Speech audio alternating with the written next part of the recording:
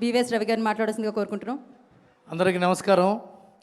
Mega fans అందరికీ నమస్కారం అంటే నాకు నేను నమస్కారం పెట్టుకున్నట్టు ఉంటుంది. ఎందుకంటే మీ అందరిలాంటి వాడిని నేను కూడా, మీ మధ్యలోంచి వచ్చినవాడిని నేను కూడా.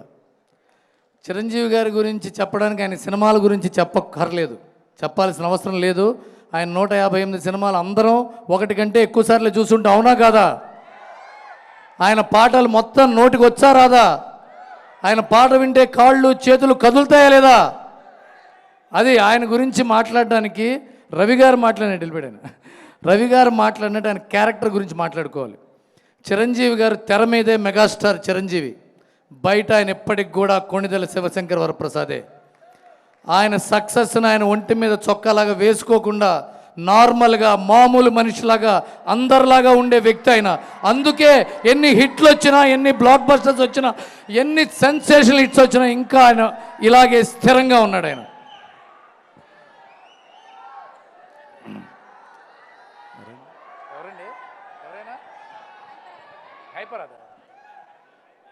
హైపర్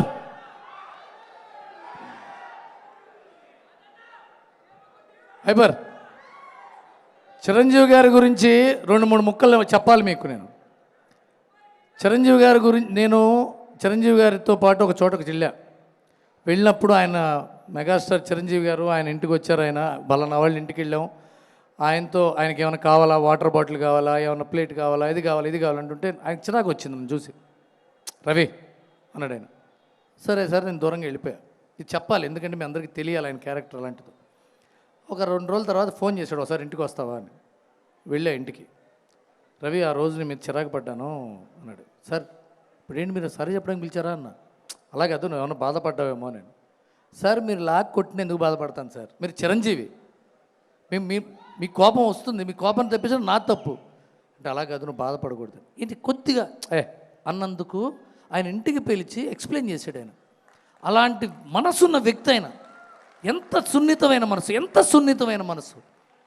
అలాంటి మెగాస్టార్ ఇప్పుడు ఈ వేదిక నేను ఎందుకు మాట్లాడుతానంటే, అలాంటి లెజెండ్ ఆయన. ఇవాళ దాకా మైత్రి రవి గారు చెప్పినప్పుడు ఎన్నో సమస్యల్ని సాల్వ్ చేసిన పెద్ద మనిషి ఆయన.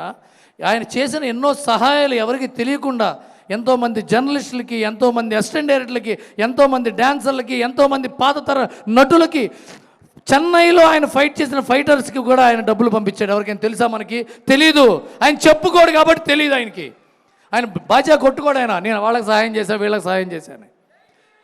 ఆయన మీద ఎవరన్నా కామెంట్ చేస్తే ఆయనకి పర్సనల్గా పిలిచి నేను ఏమైనా ఇబ్బంది పెట్టానా, నేను ఏమైనా కరెక్ట్ చేసుకోవాలన్నా, నువ్వు ఎందుకు బాధపడ్డావని అడిగిన మామూలు మనిషి అయినా. ఆయన శివశంకర్ వరప్రసాద్గా ఉండడానికి ఇంకొక 30 ఏళ్ళు సెంచరీ కొడితే మనం ఇక్కడే ఆయన సెంచరీ బర్త్డే చేసుకోబోతున్నాం. ఎందుకంటే ఆయన క్యారెక్టర్ అలాంటిది. చిరంజీవి గారి గురించి, సినిమాల గురించి చెప్పుకుంటాం. ఆయన క్యారెక్టర్ గురించే చెప్పుకుందాం ఆయన బర్త్డేలకి. ఎందుకంటే ఆయన సినిమాల గురించి ఎప్పుడు చెప్పుకుంటూనే ఉంటాం. మనం ఇందాక అన్నట్టుగా ఆయన ఛాలెంజ్, అభిలాష, పసివాడి ప్రాణం, యముడికి మొగుడు, అత్తగుణమయ్య మొగుడు, కొండవీడి దొంగ, రౌడీ అల్లుడు, గ్యాంగ్ లీడరు, ఘరానా మొగుడు, ఎన్ని సినిమాలు సార్. ఎన్ని సినిమాలైనా సరే మీరు గుర్తుపెట్టుకోండి, అన్ని సినిమాల్లోని కామన్ పాయింట్ ఇది క్యారెక్టర్. ఆయన క్యారెక్టర్ అలాంటిదో చెప్తాడు. ఆయన 10 మందికి సహాయం చేయాలనే క్యారెక్టర్ అయింది. 10 మంది ఆయన బాధ అనుకునే క్యారెక్టర్ అయింది. 10 మంది ఆనందపడితే ఆనందపడే క్యారెక్టర్ అయింది. ప్రతి సినిమా చెక్ చేసుకోండి మీరు. అందుకుని ఆయన అక్కడ ఉన్నాడు. అందుకోలేనంత ఎత్తున్నాడు. ట్విట్టర్లో, ఫేస్బుక్లో, సోషల్ మీడియాలో కామెడీ చేసి, జోకులేసి, పిచ్చి వెధవల్లాగా నోటికి వచ్చినట్టు మాట్లాడే వాళ్ళకి అందరంతా ఎత్తులో ధ్రువ తారలా ఉన్నాడు చిరంజీవి గారు. మీరేం ఫీల్ అవ్వకండి బ్రదర్స్. వాగుతూనే ఉంటాయి, ఏనుగు వెళ్తుంటే కుక్కలు మొరుగుతూనే ఉంటాయి.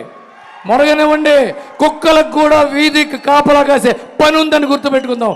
గుడ్ నైట్, హ్యాపీ బర్త్డే అన్నయ్య.